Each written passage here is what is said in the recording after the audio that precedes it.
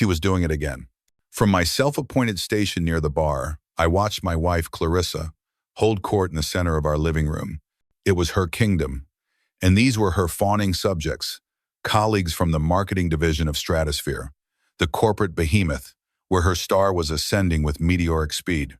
I tightened my grip on the heavy crystal tumbler, the amber of the 12-year-old scotch, swirling in concert with the storm brewing inside me. I took a slow, deliberate sip, the burn in my throat a welcome distraction. Silently, I counted. 1, 2, 3. The scene was perfect, a meticulously crafted tableau of casual elegance, and I was its invisible architect. The expensive Pinot Noir I had selected, with its notes of cherry and earth that I knew her boss, Mr. Anderson, appreciated, was flowing freely.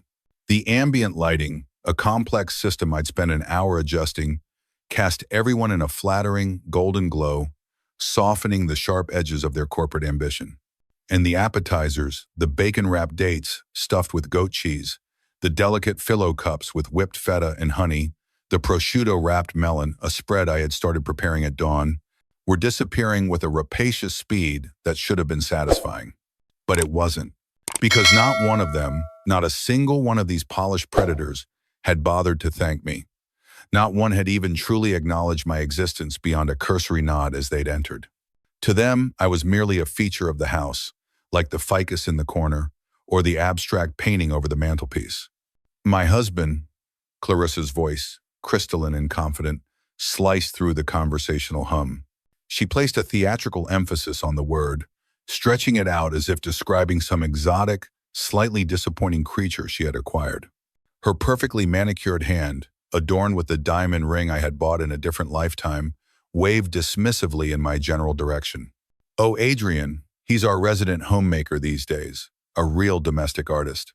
A bubble of condescending laughter erupted from her circle. It wasn't a loud, raucous laugh, but something worse, a soft, polite insider's chuckle, the kind that said, "We get the joke, and we're on your side." That was it. The silent count shattered. I set my glass down on the marble countertop with a soft, definitive click. The sound was lost in the room's chatter, but for me, it was a gavel striking down on 18 months of swallowed pride. With a purpose I hadn't felt in a long time, I crossed the room, my movements smooth and deliberate. I wove through the small clusters of people, a ghost no more, and inserted myself smoothly into their charmed circle. The laughter died as they registered my presence. Clarissa's smile faltered for a fraction of a second. "What my wife means to say," I began, my voice steady, betraying none of the tremor I felt in my hands, "is that I'm in the process of rebuilding my tech portfolio after the TechSphere collapse. I'm handling the domestic front for a while so she can focus on her incredible career without any distractions." I turned to Clarissa, fixing her with a smile that I knew didn't reach my eyes. "Teamwork makes the dream work, right, honey?" The surprise on her face was a small, precious victory. It was worth the palpable tension that suddenly electrified the air. Her colleagues shifted uncomfortably, their eyes darting between us, the cruel humor of the joke suddenly exposed for what it was, a mockery of someone standing right in front of them. Clarissa, ever the strategist, recovered quickly. "Adrian used to be the VP of development at TechSphere," she said, her tone now attempting to reclaim some of my lost prestige for her own benefit. "A true prodigy. Until the acquisition," I added, my voice still light, almost conversational. 200 of us were cut in a single afternoon.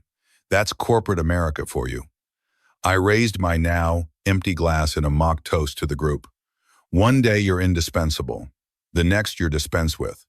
A man with intelligent eyes and a kind face, someone I recognized as Leo, Clarissa's new project manager, looked genuinely interested. He leaned forward slightly. "TechSphere, that neural interface architecture you guys pioneered, that was groundbreaking stuff. I read the white papers on it.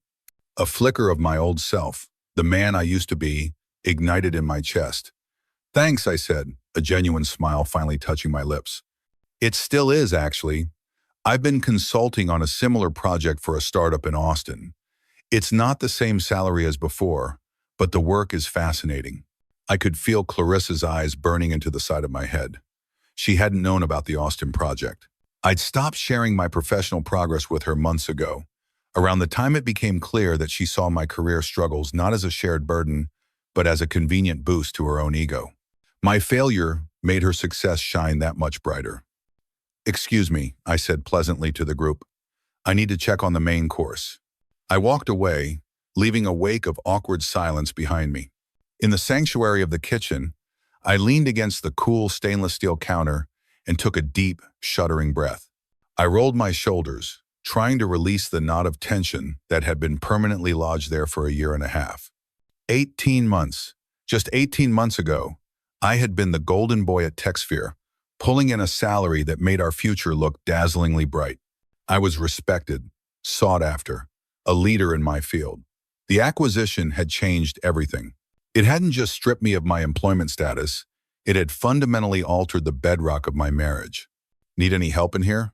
I turned to find Leo leaning against the doorframe, a curious expression on his face. He held his wine glass loosely, his posture relaxed. He didn't seem like the others. "I'm good, thanks," I replied, pulling a tray of miniature beef Wellingtons from the oven. The rich aroma filled the kitchen. "That neural interface work you mentioned," he said, pushing off the doorframe and taking a step closer. "That was really yours? You led that team?" I nodded, arranging the pastries on a slate serving board. "Led it for 3 years, built it from the ground up." "Damn," he whistled softly. "No wonder the tech division at Stratosphere is so interested in you." I paused, my hand hovering over the board. The world seemed to slow for a moment. "Stratosphere? Clarissa's company?" Leo's expression shifted. He suddenly looked uncomfortable, like a man who just said far too much. "Yeah, our CTO mentioned your name in a planning meeting yesterday. Apparently, your resume has been circulating for a while." He shifted his weight. I just assumed you knew." The air in the kitchen grew thick. "This is the first I'm hearing of it," I said, my voice dangerously quiet. "Interesting." "No." 6 months ago, desperate for a foothold back in the industry, I had applied for a senior developer position at Stratosphere. It was a step down, but it was a solid job at a stable company. I'd told Clarissa about it, and a week later, she had come home with a sympathetic look on her face, telling me she'd asked around and that they weren't hiring in my field. They were, she'd claimed, in a hiring freeze for all tech roles. Clearly, that had been a lie. "Look," Leo said, lowering his voice and stepping closer still, a conspiratorial air about him. "I don't know what's going on between you two, but our tech division is absolutely expanding. We're bleeding talent to competitors. We could really use someone with your experience." He glanced back toward the living room. "The pay won't match what you were making at TechSphere, but it's steady, and the work is solid." A cold resolve began to form in my mind, displacing the hot anger. I resumed arranging the pastries, my movements precise and controlled. "I appreciate that, Leo. I really do." "Will do," he said, understanding my unspoken message. He discreetly slipped a business card onto the counter next to the sink. "My personal cell is on the back.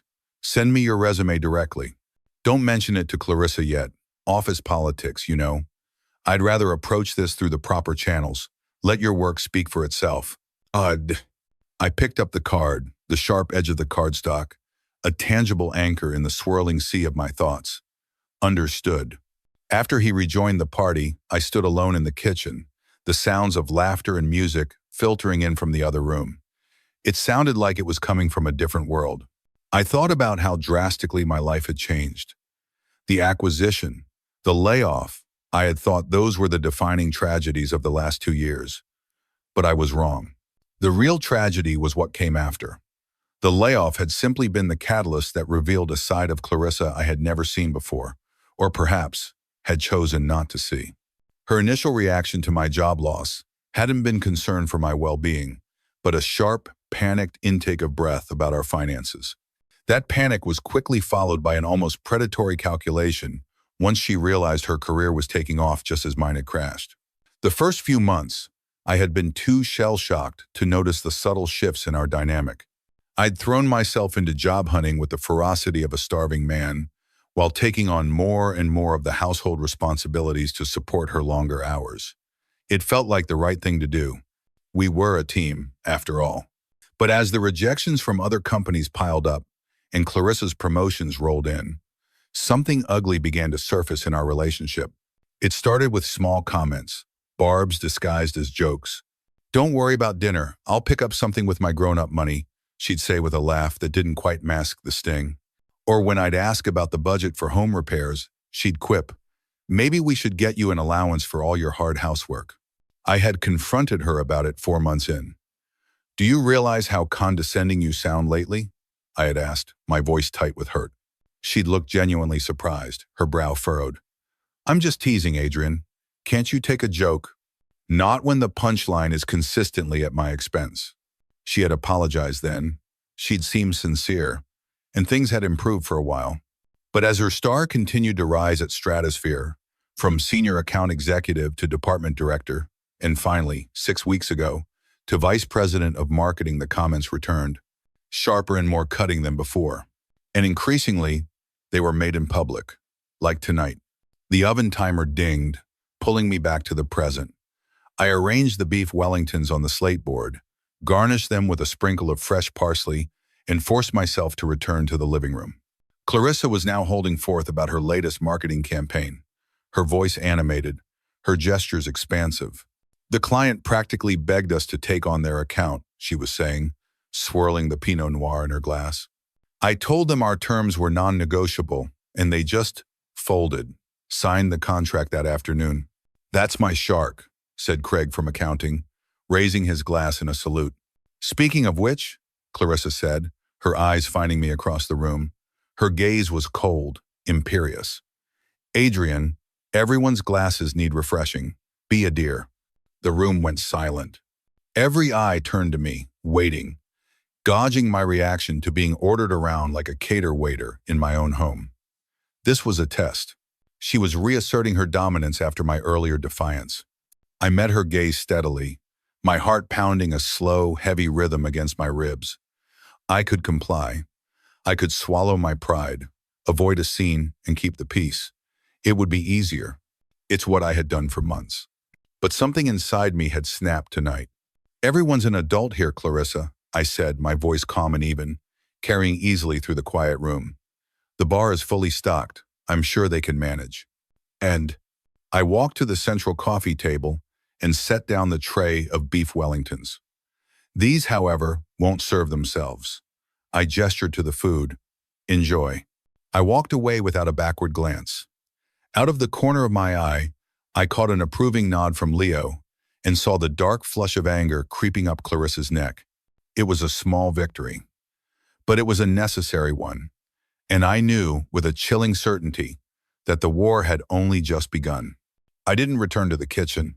Instead, I retreated to the small study at the end of the hall, my sanctuary. It was the one room in the house that still felt unequivocally mine. The walls were lined with books on software architecture, quantum computing, and theoretical physics. My old schematics and design awards were framed on the wall, gathering a thin layer of dust, relics from a former life. I closed the heavy oak door, and the muffled sound of the party became a distant, irrelevant hum. My heart was hammering against my ribs, a frantic drumbeat of fear and exhilaration. For 18 months, I had been a ghost, placating, absorbing, and disappearing. Tonight, I had materialized, and I wasn't sure I knew how to become invisible again. I wasn't sure I wanted to. I ran a hand through my hair, the unfamiliar feeling of rebellion making my skin tingle. Clarissa would be furious. Not just angry, but incandescent with a cold, calculated rage. I had undermined her in front of her colleagues. I had questioned her authority in her own court. The reprisal, I knew, would be swift and brutal, likely delivered in the dead of night with the kind of verbal precision that could flay a man's soul. My phone buzzed in my pocket, a harsh vibration against my leg. I pulled it out, expecting a text from Clarissa, a summons or a threat. Instead, it was my mother. The text was simple, innocent. "How's the party going, dear?" I sank into the worn leather chair behind my desk, the one I hadn't used for work in over a year. My fingers hovered over the keyboard. I could lie. I could type back, "It's great. Clarissa is shining, as always." It was the easy answer, the one I had given 100 times before. But the taste of defiance was still fresh on my tongue. I typed back the truth. "Olivia's in rare form, but I'm holding my ground." Her reply was instantaneous. "Good for you. Call me tomorrow." I stared at her words, a lump forming in my throat. Good for you. No judgment, no prying questions, just unconditional support.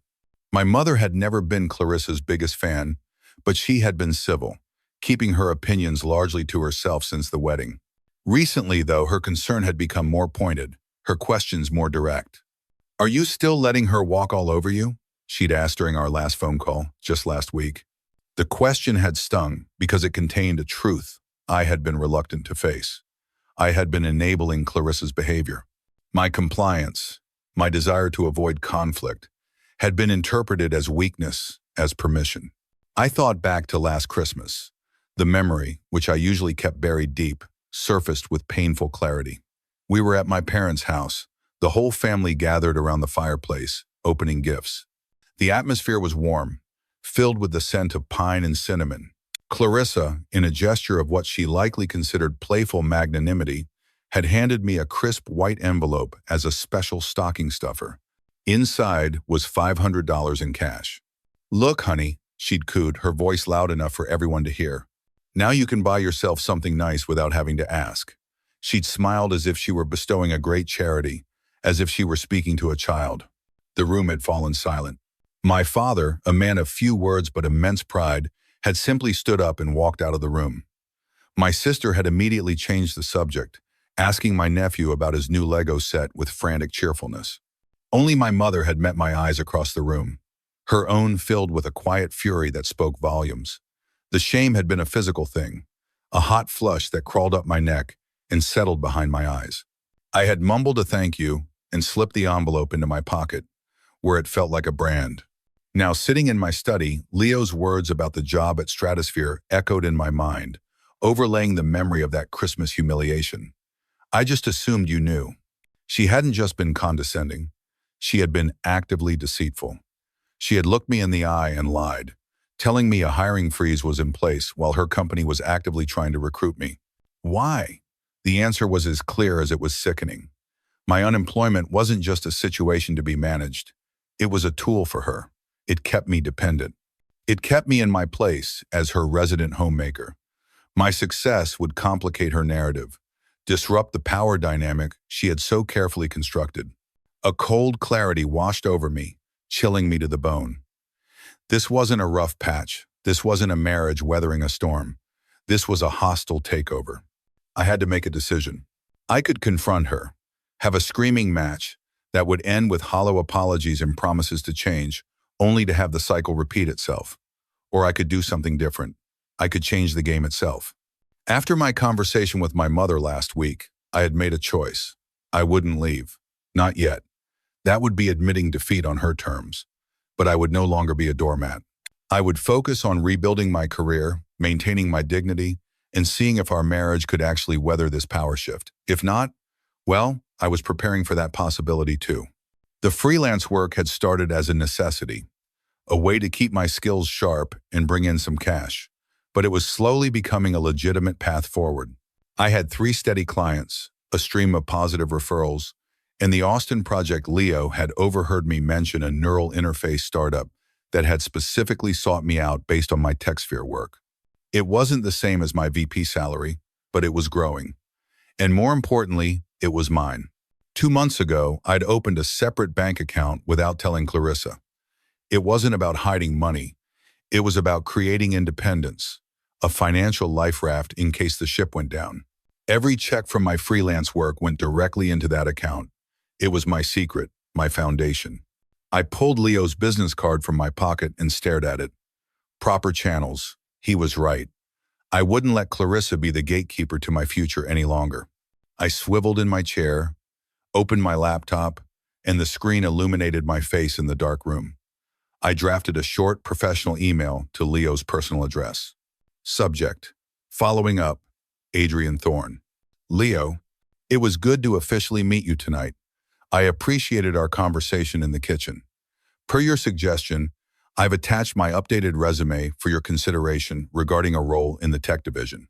My work on the neural interface architecture at TechSphere is detailed on the second page. Thank you for your time and discretion. Best, Adrian. I attached the file, took a deep breath, and hit send. A single click. It felt more significant than any contract I had ever signed. It was a declaration of independence. I stayed in the study for another hour, long after the last car had pulled away from the curb. I could hear Clarissa moving around the house, the sharp, angry clicks of her heels on the hardwood floors, the slam of a cupboard door. She was waiting for me. Finally, I emerged. The living room was a disaster zone of empty glasses and discarded napkins. She stood by the fireplace, her arms crossed, her beautiful face a mask of cold fury. The stunning emerald dress she wore seemed like armor. "That was quite a performance tonight, Adrian," she said, her voice dangerously soft. "I wasn't performing," I replied, beginning to gather the empty glasses. My hands were steady. "I was being honest. You embarrassed me. You embarrassed us." "No, Clarissa," I said, not looking at her. I placed the glasses onto a tray. "You embarrassed me. I just decided to stop accepting it." She watched me for a long moment. Her eyes narrowed. She was assessing me, trying to find the old pressure points, the weaknesses she knew so well. But something was different tonight, and she could feel it. The ground beneath her feet had shifted. "We'll talk about this in the morning," she finally said, her voice clipped. It wasn't a suggestion, it was an order. She turned and walked up the grand staircase without another word. I finished clearing the room, moving with a quiet efficiency. I rinsed the glasses, loaded the dishwasher, and wiped down the counters. The familiar domestic tasks felt different tonight. They were not acts of service to her, but acts of reclaiming my own space, my own order. Later, I lay in our king-size bed, the space between us a vast, icy chasm. Clarissa was already asleep, or pretending to be, her breathing deep and even. I stared at the ceiling, the shadows from the trees outside dancing across it. The seeds of doubt Leo had planted had taken root, sprouting into a thorny vine of certainty. But with that certainty came a strange sense of peace. I had a plan. I had a path forward that was entirely my own.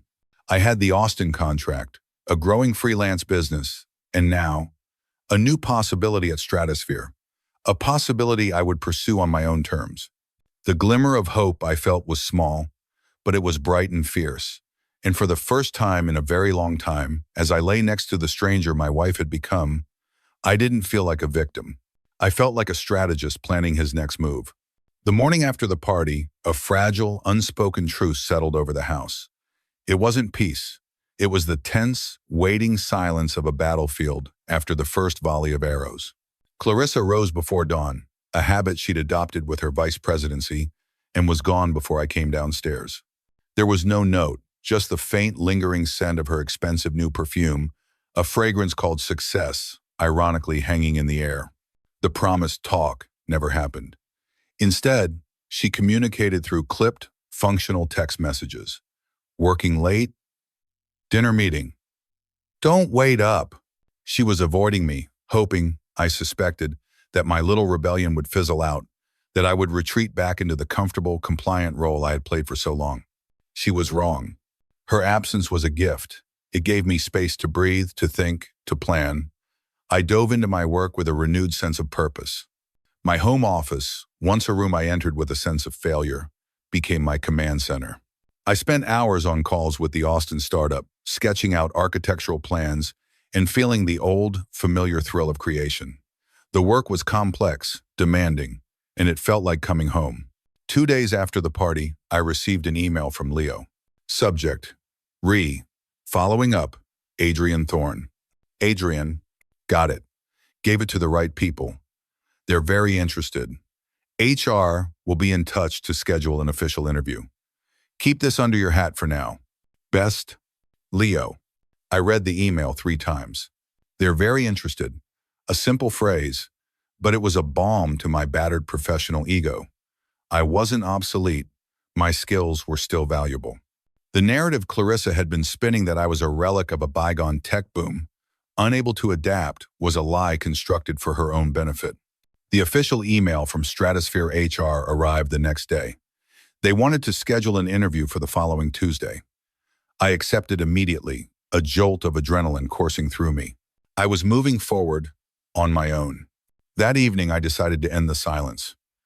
I needed to see her reaction, to gauge her strategy. I cooked dinner, a simple lemon herb roasted chicken with asparagus, one of her old favorites. I set the table in the formal dining room, lit candles, and opened a bottle of Sancerre. It was an offering, a stage set for a conversation we couldn't avoid any longer. She came home late, looking exhausted, the lines of stress etched around her eyes. She stopped in the doorway of the dining room, her briefcase still in hand, surprised by the scene. "What's all this?" she asked, her voice wary. "I thought we should talk," I said calmly, gesturing to the chair opposite me.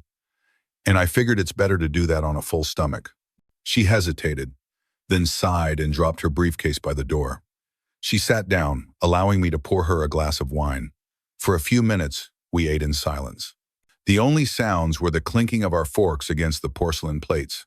"I have an interview at Stratosphere on Tuesday," I said, breaking the quiet.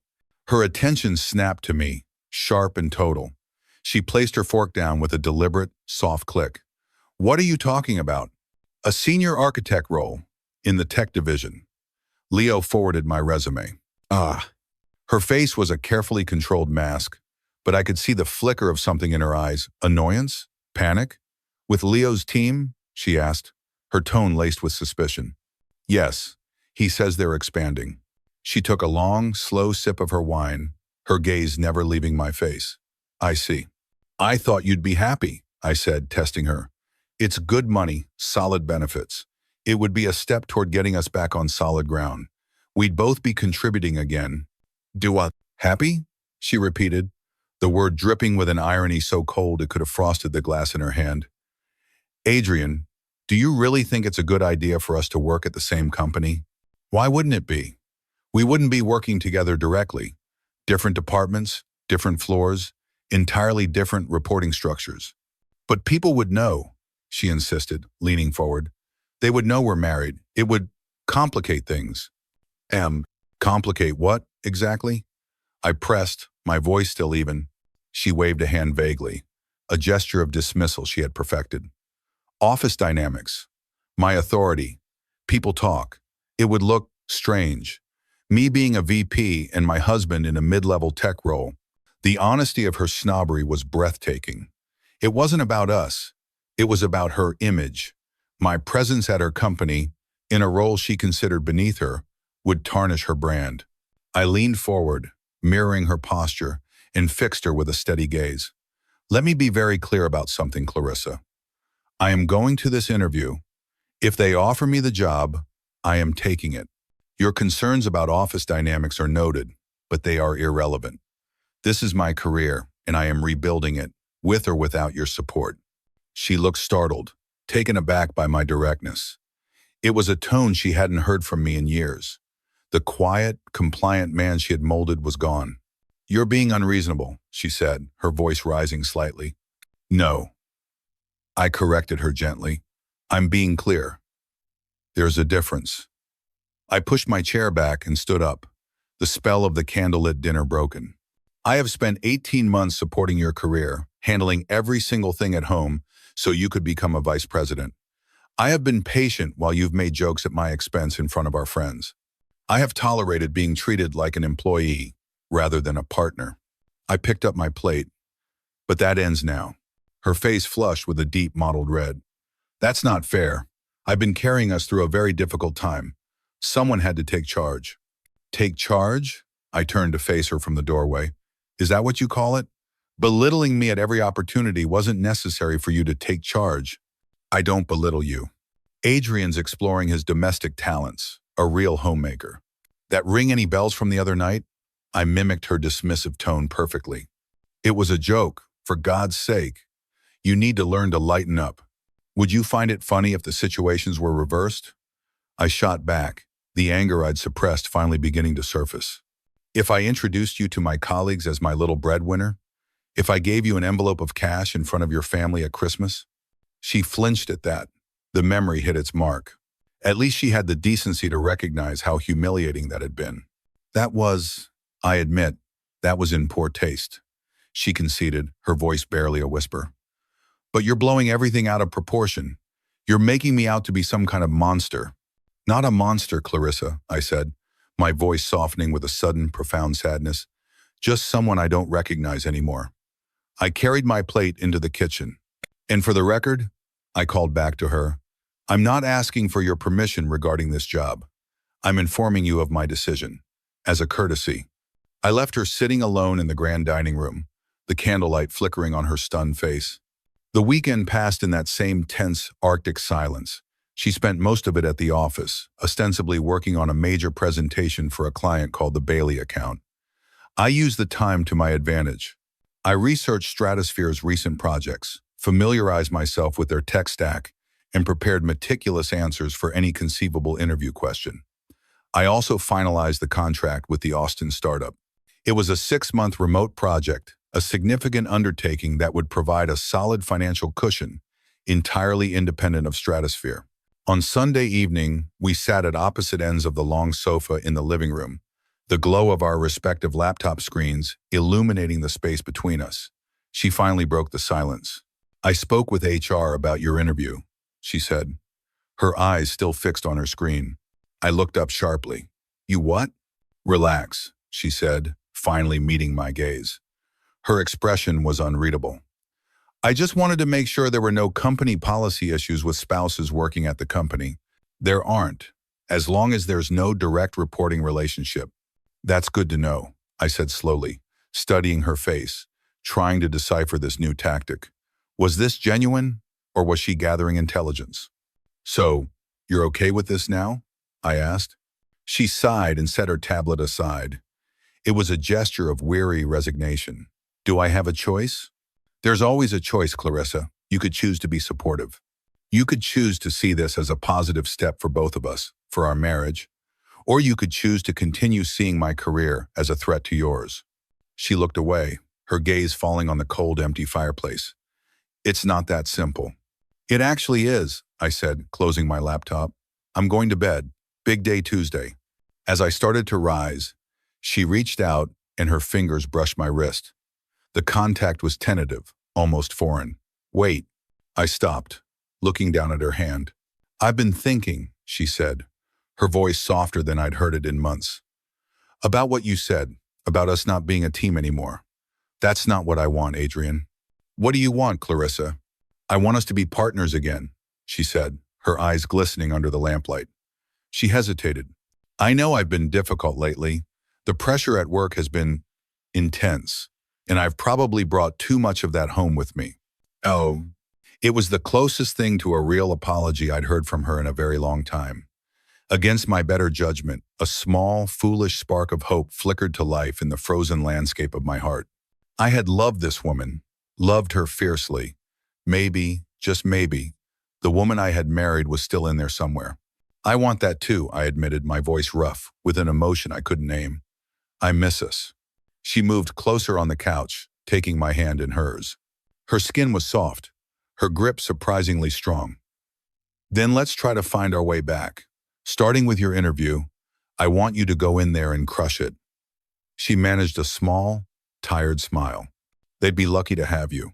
For the rest of the evening, a fragile détente was reached. We went through potential interview questions, and she offered genuinely useful insights about the company culture and the key players I'd be meeting. It felt good. It felt collaborative, supportive. It felt like old times.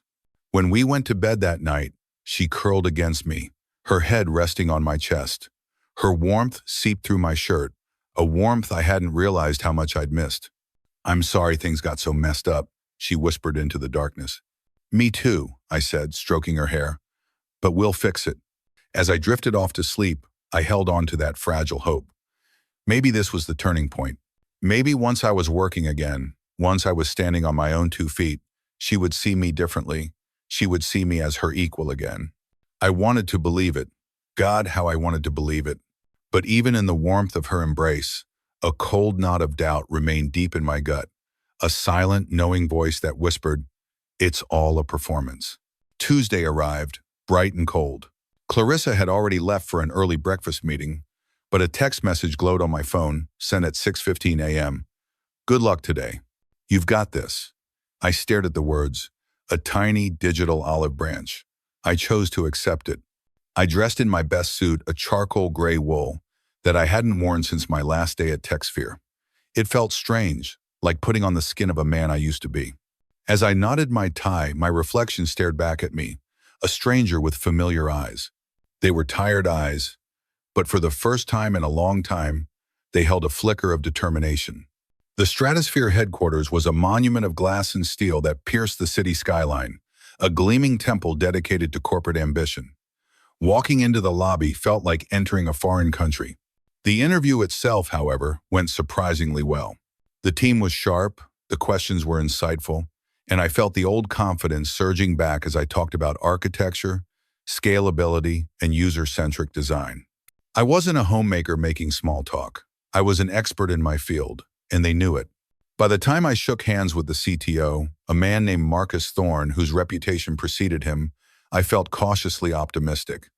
"We'll be in touch soon," he promised, his handshake firm. "Very soon."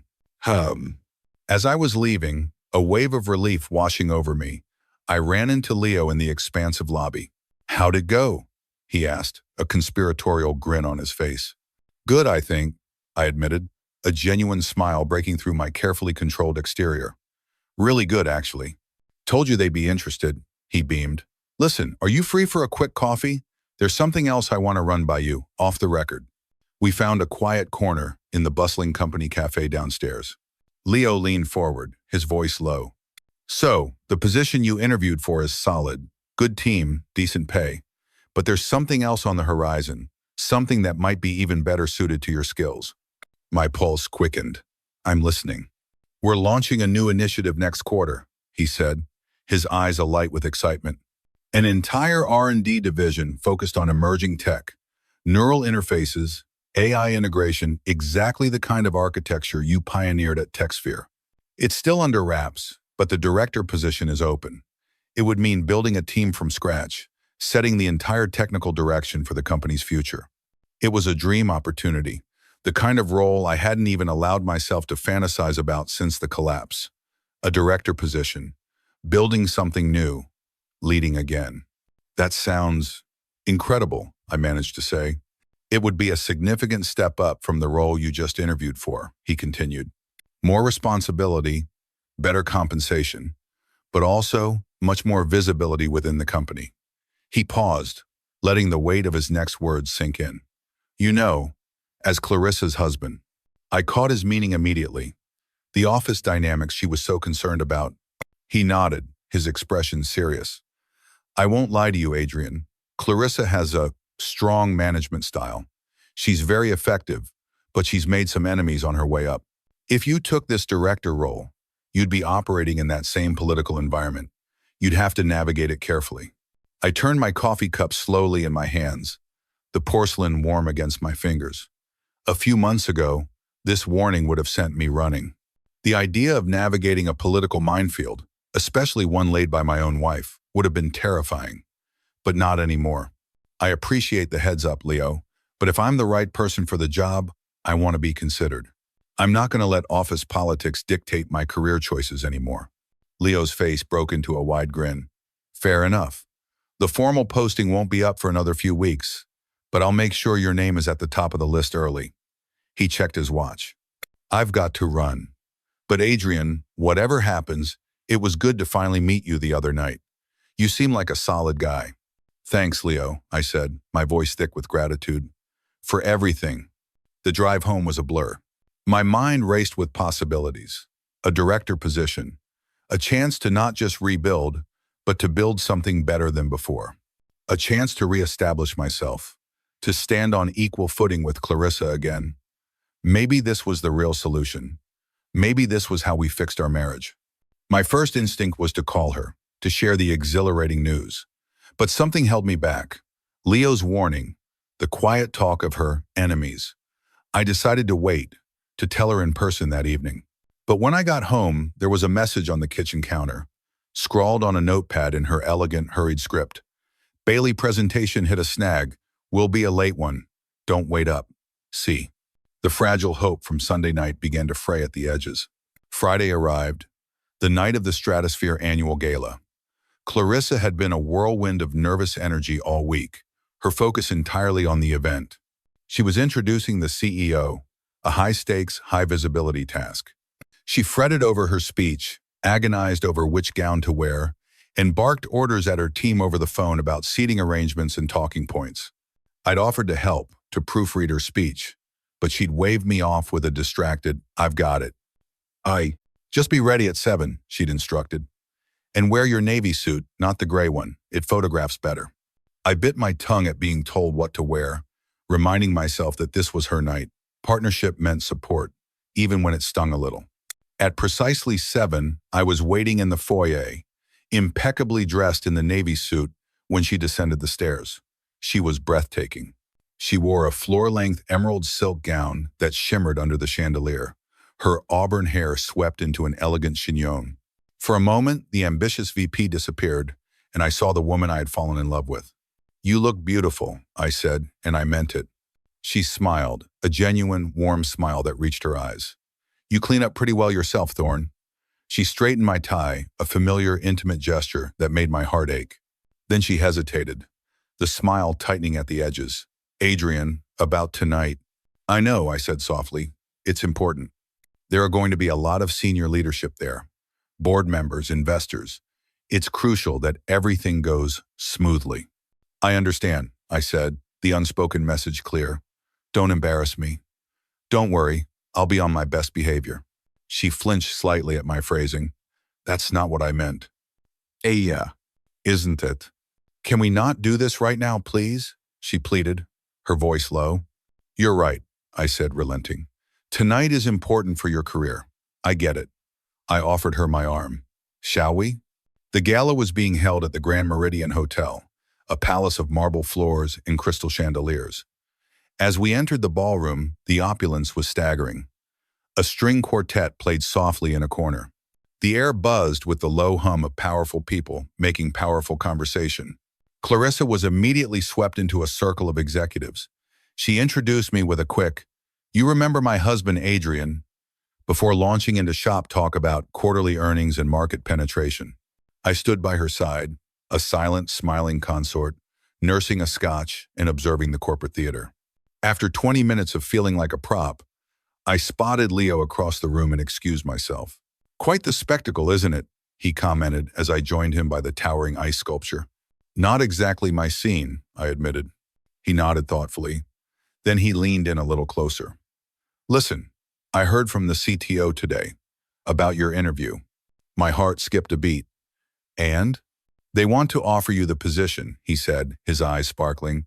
"Not the director role that's still in play for next quarter, but the senior architect job. The one you interviewed for. Good salary, full benefits, start date in 2 weeks if you want it." Relief and excitement washed over me in a dizzying wave. I had a job, a real, respectable, 6-figure job. That's fantastic news, Leo. There's just one small complication," he added, his smile faltering. He hesitated. "HR needs sign-off from all department heads for external hires at this level. It's usually just a formality. It's a check-the-box kind of thing." "Okay," I said, not understanding. "That includes marketing," he clarified. The cold dread returned, instant and absolute. Meaning Clarissa," he confirmed, his expression grim. "But it gives her veto power over my employment." "Essentially, yes." I leaned against a nearby column, the cold marble seeping through my suit jacket. I felt dizzy. Has she said anything to you about it? Did she sign off?" "Not directly," he said, looking uncomfortable. "But her assistant scheduled a meeting for this afternoon to discuss your candidacy." Clarissa was non-committal. She cited potential conflicts of interest. "I see. Look, I'm not trying to cause problems between you two. I just thought you should know before." "Adrian, there you are." Clarissa's voice, sharp and bright, cut through our conversation. She approached, her smile fixed and dazzling for the crowd, but her eyes were like chips of ice. "The CEO is about to arrive. I need you by my side for the introductions." I exchanged a quick, knowing look with Leo before following my wife back into the throng. As we weaved through the crowd, I leaned close to her ear, my voice a low whisper against her skin. "Were you ever going to tell me about the job offer?" She faltered for a single, almost imperceptible, mid-step, then recovered smoothly. "Not here, Adrian." "When then?" After you'd already decided whether or not to give your approval? Her smile remained plastered on her face for the benefit of onlookers. We will discuss this at home. No, I said, stopping in the middle of the ballroom floor. I think we'll discuss it now. I turned to face her, ignoring the curious glances from the people around us. Did you plan to block me from getting this job, Clarissa? Of course not, she hissed, her eyes darting around nervously. I just have concerns. Concerns about what? That I might actually succeed? That I might not need your financial support anymore? That people might see me as something other than Clarissa's house husband? Her eyes flashed with anger. Keep your voice down. Or what? You'll be embarrassed? Heaven forbid anyone see the great Olivia Matthews having a disagreement with her husband. You're making a scene, she hissed, grabbing my arm. This is exactly why I was concerned about you working at Stratosphere. You're too emotional. Emotional? I repeated, a strange, calm clarity descending over me. All the hope, all the fragile threads of reconciliation from the past week, snapped. You know what, Clarissa? You're right. I am emotional. I'm hurt and I'm angry. And I'm profoundly disappointed in what our marriage has become. But at least I still feel something. What do you feel anymore, besides ambition? Before she could answer, a murmur ran through the crowd. The CEO had arrived. Clarissa's expression shuddered, the professional mask slipping back into place. I have to go, she said, her voice tight with suppressed fury. We will finish this later. No, I said quietly, the words feeling utterly final. I don't think we will. Oh. I watched as she composed herself in an instant, her face transforming into a portrait of warm professionalism, and glided away to greet her boss, not once looking back at me. In that moment, something inside me crystallized. This wasn't a temporary rough patch that could be fixed with a new job or a few therapy sessions. This was who we had become. This was who she had become. And no job, no matter how prestigious, would ever fix that. This wasn't just a betrayal. It was a final, damning revelation of her character. I made my way to the bar, my movements stiff, robotic. I ordered another scotch and tried to decide what to do next. Leave? Stay and endure the rest of this charade? You look like you could use a friend, a quiet voice said beside me. I turned to find a young woman with kind, sympathetic eyes. I recognized her as Chloe, Clarissa's overworked assistant. She was holding a glass of champagne.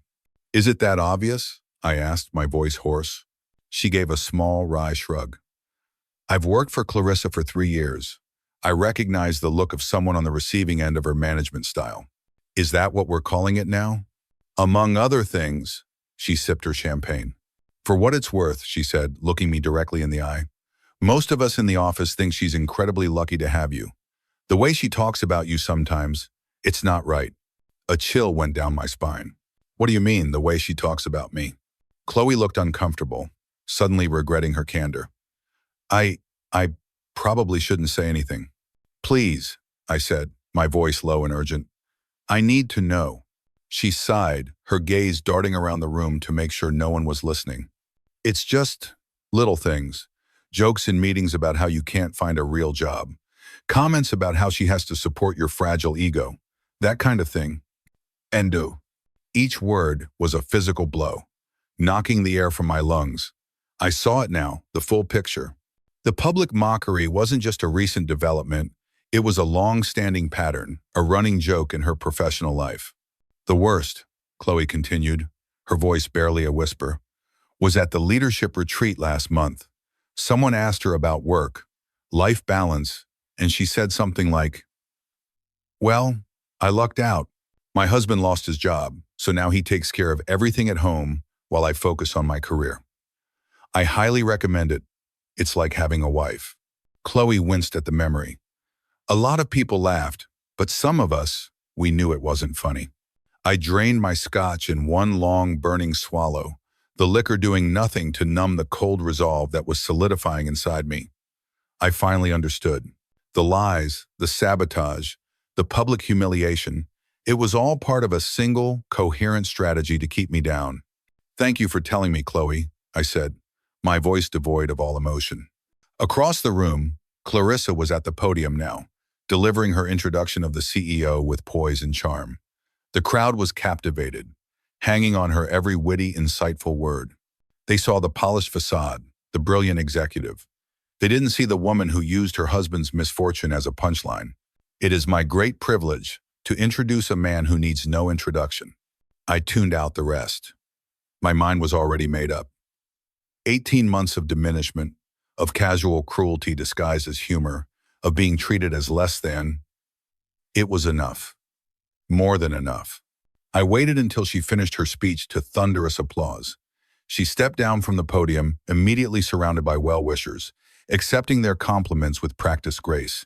I made my way through the crowd toward her, purpose in every step. "Excuse me," I said firmly, inserting myself into the circle of executives. "I need a moment with my wife."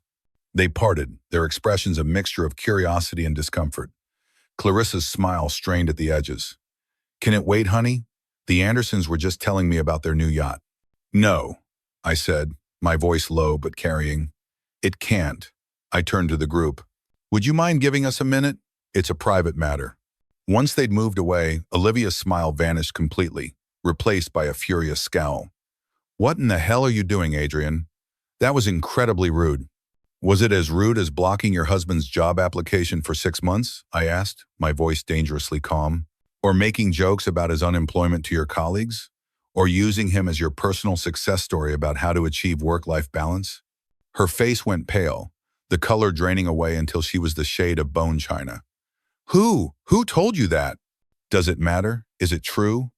She glanced around nervously, her composure finally shattering. "Adrian, this is neither the time nor the place." "Actually," I said, looking around the opulent ballroom, at the culmination of all her ambition, "I think it's exactly the right time and place. You've been using me as your punchline in this building for months. It seems fitting to end it here." "And what?" she asked, her voice a terrified whisper. "This," I said, gesturing between the two of us. "This marriage, this farce, this twisted power dynamic you've created where my value is directly tied to my earning potential." My voice remained steady, even as a tidal wave of grief and rage threatened to overwhelm me. "It ends.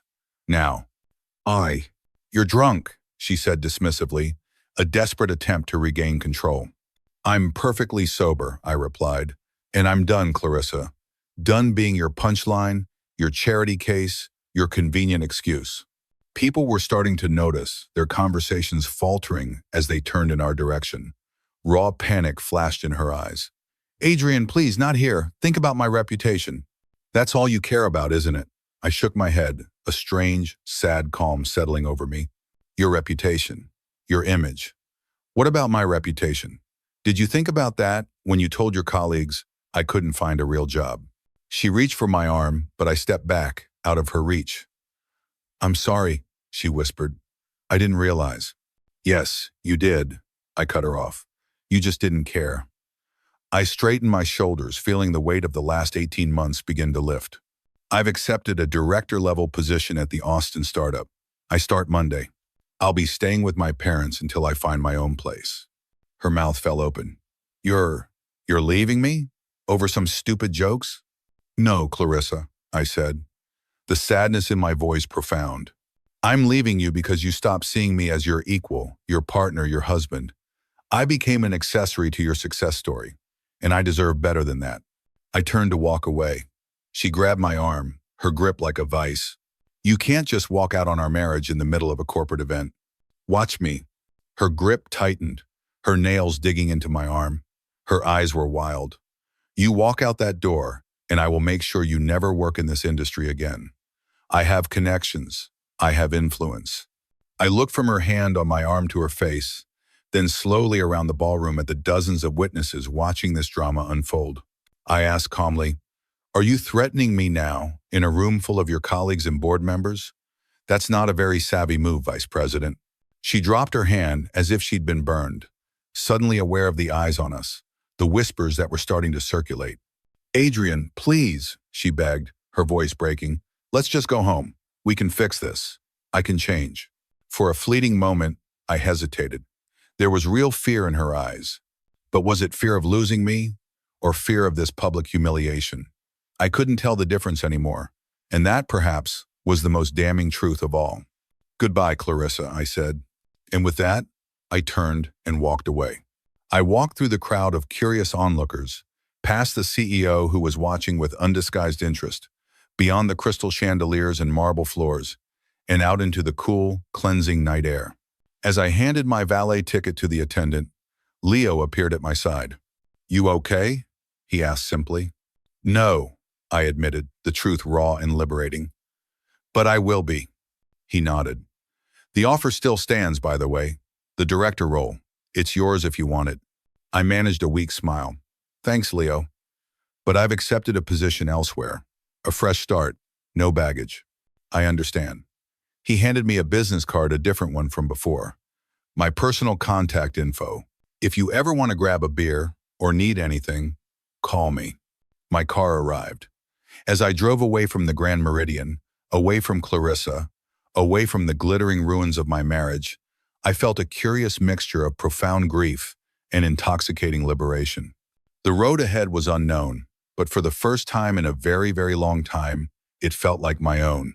The 6 months that followed the gala passed in a blur of radical, terrifying, and ultimately life-affirming change. The night I walked out of the Grand Meridian, I drove straight to my parents' house. The navy suit Clarissa had chosen feeling like a costume from a play that had mercifully ended. I didn't have to explain.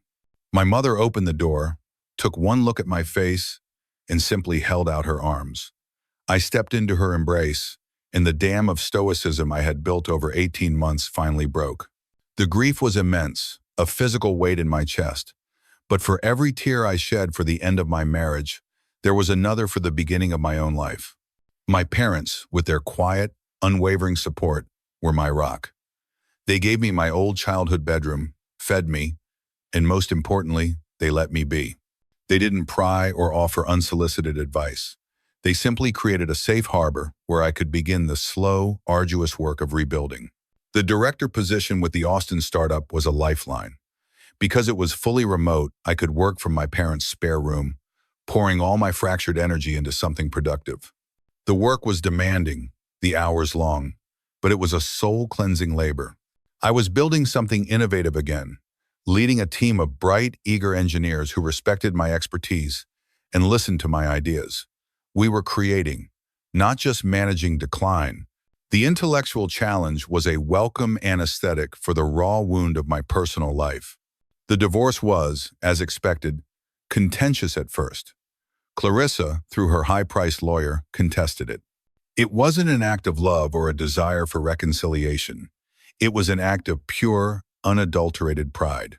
The public humiliation of being left at the gala, in front of the very people whose opinions she valued above all else, had wounded her more deeply than losing me ever could.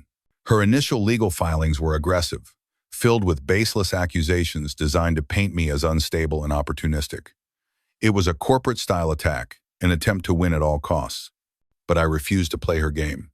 Guided by my own calm, methodical lawyer, I didn't engage in the mudslinging. I presented the facts, our financial records, my documented freelance income, the job offer from Stratosphere that was contingent on her approval. Slowly, her pragmatic side prevailed. A drawn-out, ugly public battle would only further damage her already tarnished reputation. We reached a settlement. It wasn't perfectly fair. She kept the house and the majority of the assets she had accrued during our marriage, but it was final.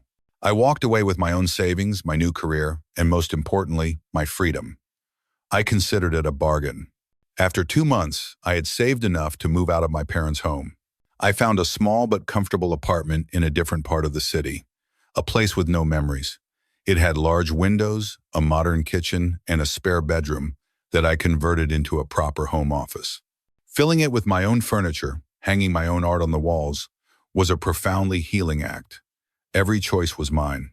I started reconnecting with friends I'd neglected during the slow collapse of my marriage. I had drinks with my college roommate, went hiking with an old colleague from TechSphere. They were hesitant at first, unsure what to say. But when they saw that I wasn't looking for pity, just connection, the old ease returned. They told me they had worried that they had seen the way Clarissa treated me, but hadn't known how to intervene. Hearing their perspective was validating, a confirmation that the poison I had been feeling wasn't just in my own head. I heard whispers about Clarissa through the grapevine.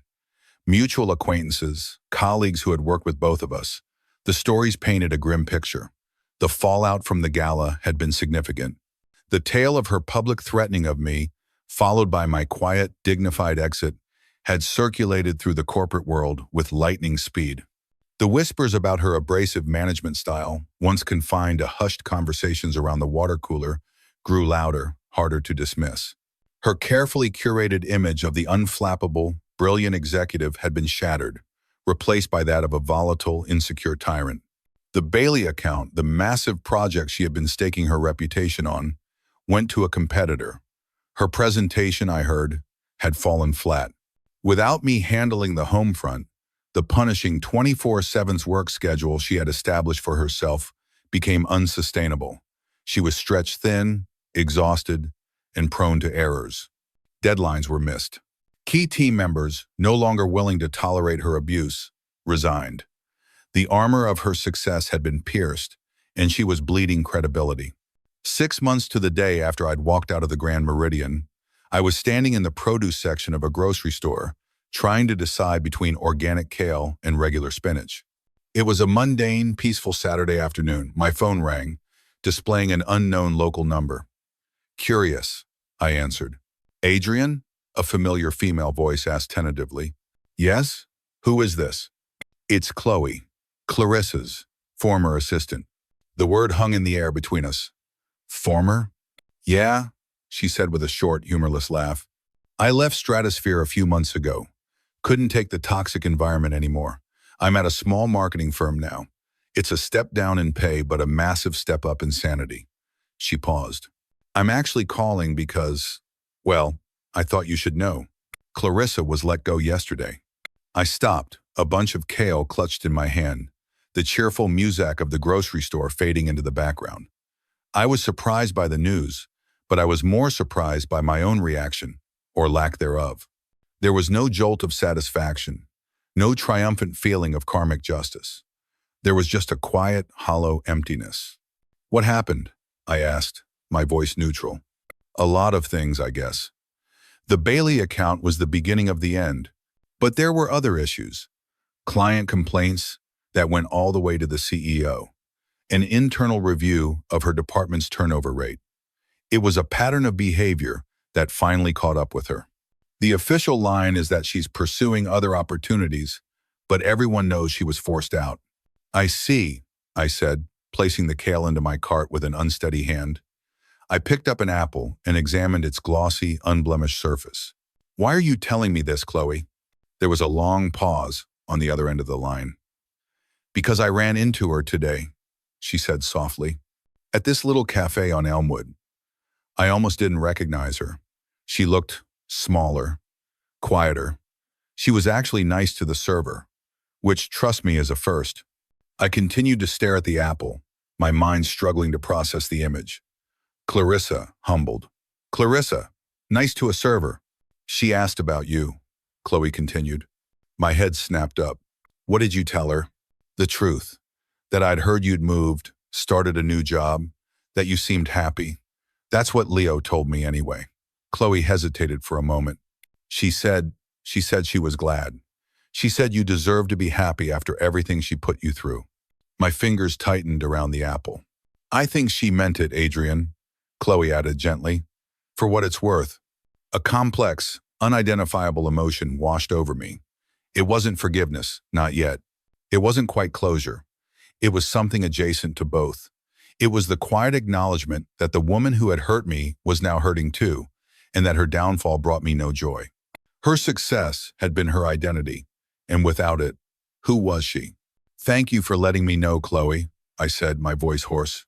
"I appreciate it." After we hung up, I finished my shopping on autopilot, my mind 1,000 miles away. Olivia forced out. Olivia acknowledging her role in our failed marriage. Olivia changed, or at least beginning to change. It didn't erase the past. It didn't heal the deep, methodical wounds she had inflicted during those 18 months of slow-motion cruelty. But it suggested that perhaps my mother had been right about another thing. Power doesn't just corrupt, it reveals. And its absence can be just as revealing, stripping away the artificial confidence, the brittle armor of success, leaving only the person underneath. For the first time, I felt a sliver of pity for the woman who was now left with only herself. 3 weeks passed. The news of Clarissa's downfall settled into a quiet corner of my mind. It was a fact, like a historical event I had read about, but it no longer felt connected to my daily life. My world was now defined by code reviews and project deadlines, by weekend hikes with old friends, by the simple pleasure of cooking a meal for myself in my own sunlit kitchen. I was even starting to date, casually and without expectation. It was a tentative exploration of a new landscape, and for the first time, the idea of a future with someone else didn't feel like a betrayal of the past, but a quiet affirmation of my own survival. I was leaving the office, or rather, my home office, late one Thursday evening, shutting down my monitors and stretching the stiffness from my shoulders. The city lights were beginning to glitter outside my window. My phone chimed with an email notification. I glanced at it, expecting a late-night query from one of my engineers in a different time zone. But the sender's name made me pause, my hand hovering over the phone. From Clarissa Matthews. Subject, long overdue. My heart gave a single, hard thump against my ribs. It wasn't a pang of longing, but the jolt of an old reflex, a muscle memory of a life I no longer lived. For a long moment, I debated not opening it. What could she possibly say that hadn't already been said or left unsaid between us? I could just delete it, archive it, and move on. But I knew I wouldn't. The final chapter, it seemed, was waiting to be read. I sat down in my desk chair, took a deep breath, and opened the email. Adrian, I've started and deleted this email 100 times. No opening seems right after everything that's happened between us. So, I'll just say it plainly. I'm sorry. Not for losing my job, or for the humiliation of being left at the gala, or for any of the consequences I've faced. Those were my own doing. I'm sorry for how I treated you when you needed me most. For turning your misfortune into my opportunity to feel superior. For forgetting that marriage means partnership, in good times and in bad. You deserve better. You deserve the woman you married, not the callous, ambitious stranger I became. I've spent the past few months trying to understand how I changed so completely. How I justified treating the person I loved most with such casual cruelty. The answers aren't pretty. Pride. A deep, gnawing insecurity that I masked with confidence. The intoxication of power and the terrifying fear of losing it all. When I lost my job, I thought I'd lost everything. But I was wrong. I had already lost everything that mattered months before, when I lost you. I'm working at a small local shop now, a boutique. Retail, if you can believe it. The pay is terrible. The hours are long. My feet hurt constantly. And my manager is half my age and calls me ma'am. But there's something quietly satisfying about it too. A simplicity I'd forgotten. An empathy I'd lost somewhere on the climb up the corporate ladder. Yesterday, I helped a woman find a dress for her daughter's wedding, and she cried with happiness. It was the most meaningful thing I'd accomplished in years. I don't expect forgiveness. I don't even expect a response. I just wanted you to know that I see it now. I see what I threw away, and I will regret it for the rest of my life. Be well, Adrian. Be happy. Clarissa. I stared at the screen for a long, long time, the city lights blurring as unexpected tears filled my eyes. They weren't tears of regret or longing, but of release. It was the final untangling of the knot that had been my marriage, my heartbreak, my recovery. The words on the screen were not an attempt to win me back. They were a confession, a final accounting. It was the apology I had deserved, but never thought I would receive. Her words were a gift, not to me, but to herself. They were the sound of someone hitting rock bottom and beginning finally to look up. She had found a different kind of strength, one born not of power and prestige, but of humility and self-awareness. I thought about the man I was when I received that email, compared to the man who had stood invisible in his own living room less than a year ago. That man was gone. In his place was someone quieter, perhaps, but stronger. Someone who understood that his value wasn't determined by a title on a business card or the number in his bank account. Someone who knew the difference between a partner and a prop. My fingers moved to the keyboard, hovering over the reply button. I could write back a simple, "Thank you. I wish you well too." I could offer a formal, polite closure. But I didn't. The conversation between that version of Adrian and that version of Clarissa was over. Replying would be like trying to have a discussion with a ghost. Her letter was the epilogue to her story. My story was still being written. I closed the email, archived it without a reply, and stood up. I walked to the large window and looked out at the sprawling, glittering city. It was a world full of possibility. My world. The past was finally where it belonged, behind me, and for the first time I felt nothing but the quiet, steady peace of an open road ahead.